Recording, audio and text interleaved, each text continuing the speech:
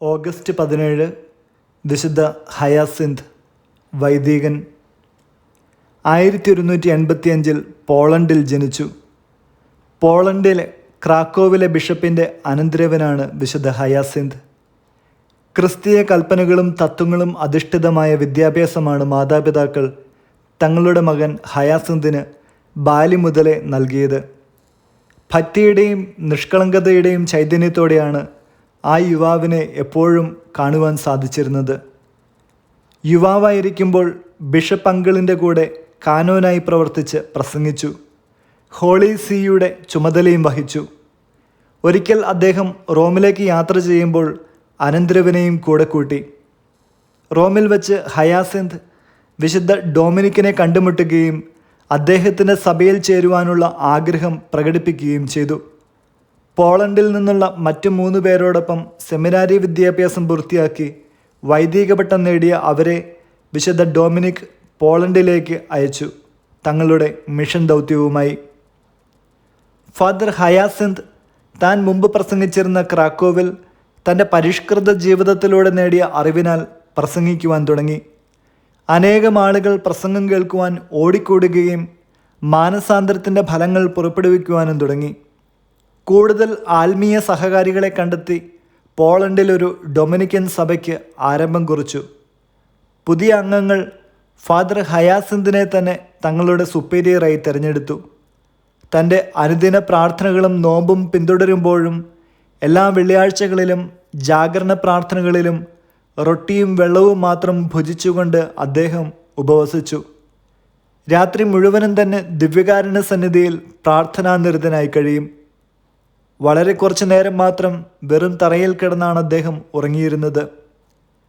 പാപികളുടെ മാനസാന്തരത്തിനായും സ്വർഗീയ കൃപകൾ നേടുവാനുമായും ഈശോയുടെ പീഡാസഹനങ്ങളെ ധ്യാനിച്ചുകൊണ്ടാണ് അദ്ദേഹം ചാട്ടവാറുകൊണ്ട് സ്വയം മർദ്ദിച്ചിരുന്നത്.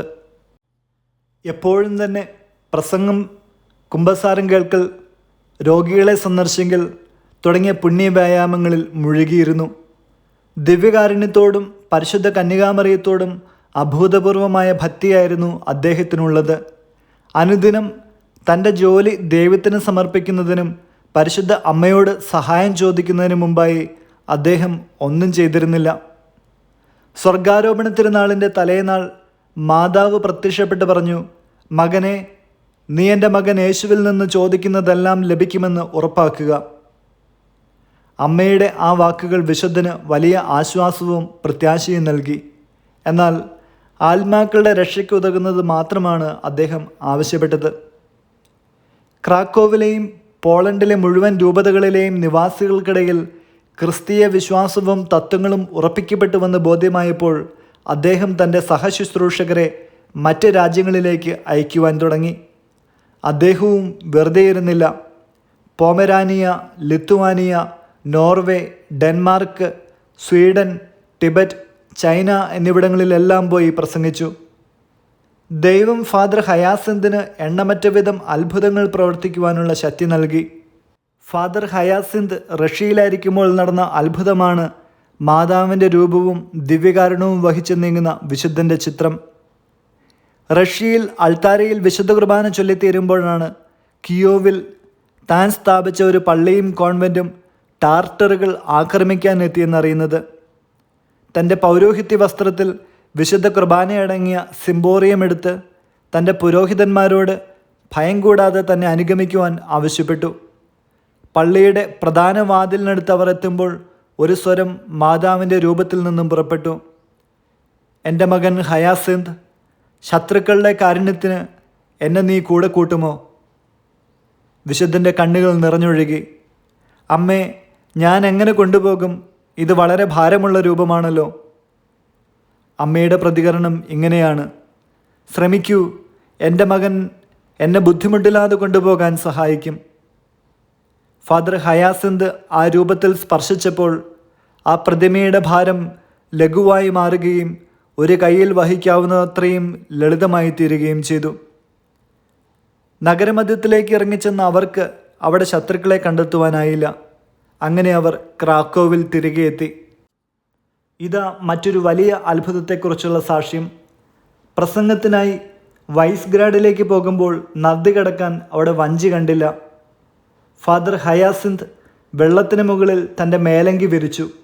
അനുയായികളെയും അതിന് മുകളിലിരുത്തി സുരക്ഷിതരായി അവർ മറുകരയെത്തി. ഭൂമിയിലായിരിക്കുമ്പോൾ തന്നെ ദൈവം തൻ്റെ ദാസനെ ഇപ്രകാരം മഹത്വപ്പെടുത്തിക്കൊണ്ടിരുന്നു. ഇങ്ങനെ 40 വർഷമാണ് അദ്ദേഹം ആത്മാക്കളുടെ രക്ഷയ്ക്കായി അവിശ്രാന്തം അധ്വാനിച്ചത്.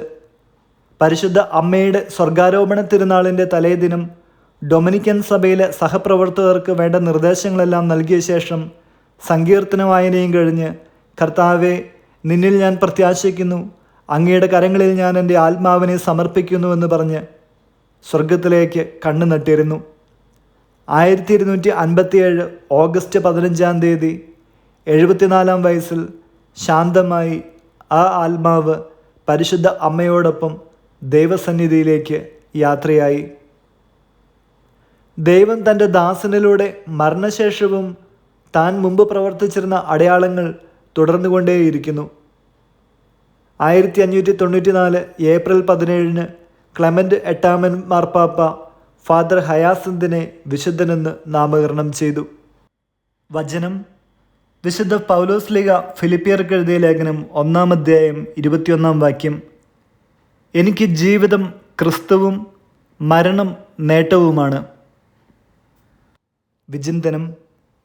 ക്രിസ്തു സ്ഥാപിച്ച സഭ ഒറ്റക്കെട്ടായി നിന്ന് ആരംഭം മുതൽ പ്രവർത്തിച്ചിരുന്നുവെങ്കിൽ ഇന്ന് അതെത്ര വികസിക്കുമായിരുന്നു. ഭിന്നതകൾ വരുത്തിയ വിനുകൾക്ക് കയ്യും കണക്കുമില്ല. സമൂഹത്തിൽ അരാജകത്വവും അക്രമങ്ങളും വർദ്ധിക്കുമ്പോൾ അത് ആ സഭയിലെ അംഗങ്ങളല്ലേ എന്നുള്ള ചിന്താഗതിയാണ് ഇന്നത്തെ ഏറ്റവും വലിയ വീഴ്ചയ്ക്ക് കാരണവും. വിശുദ്ധ ഫ്രാൻസിസ് സെയിൽസിൻ്റെ വാക്കുകൾ ഇപ്രകാരമാണ്: നിത്യത്വത്തിന് ഉതകാത്തതെല്ലാം വ്യർത്ഥമാണ്.